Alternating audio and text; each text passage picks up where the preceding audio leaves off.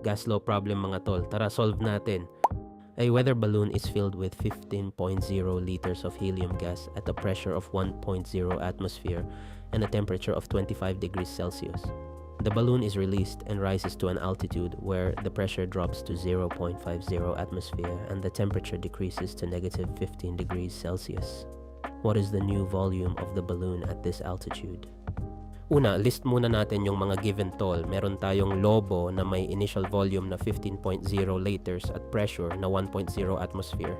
Ang initial temperature naman natin ay 25 degrees Celsius.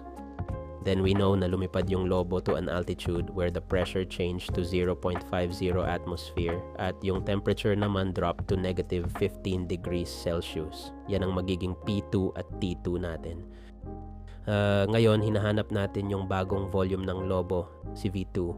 Bago natin makalimutan, kailangan natin i-convert ang mga temperature natin to Kelvin.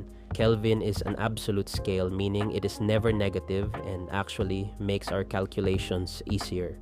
To convert degrees Celsius to Kelvin, add lang tayo ng 273. Since meron tayong pressure, volume, and temperature sa problem, pwede nating gamitin ang combined gas law formula.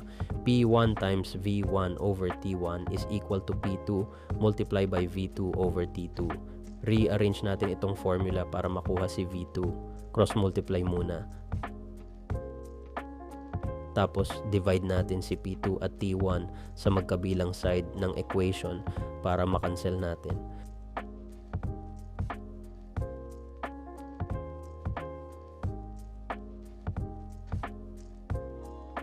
Substitute na natin yung mga given values sa bago nating formula.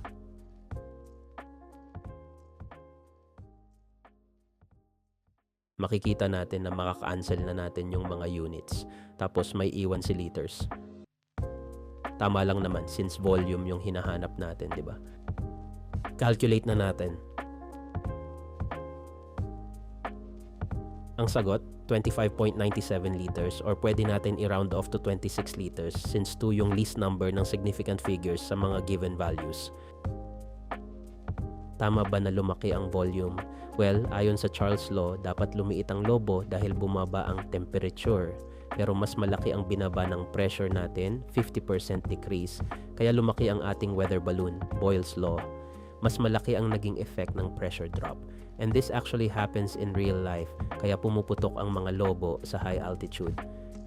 Yan muna sa ngayon mga tol, Dota muna ako. Bye!